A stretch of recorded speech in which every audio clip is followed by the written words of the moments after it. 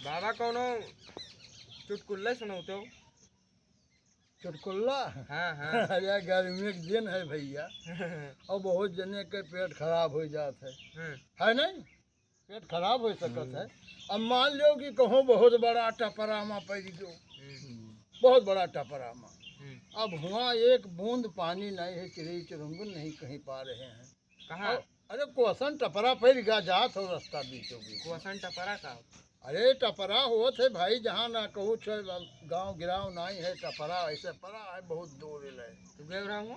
अरे भाई आप पढ़ गयो तो कथा सुनो, हमारे जो बताई तो चुटकुल्ला है।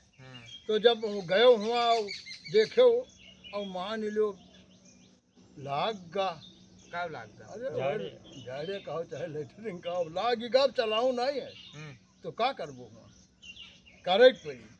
हाँ करे कोनो बगत नहीं, ठिकाने से करो। तो सुनो हम बताई तो सुनाओ तब बताओ। 5 ढीलम कमंडलम 10 ढीलम गंगा जलम। 5 ढीलम कमंडलम 10 ढीलम गंगा जलम और घिसा घिसंतम सामुंदरम।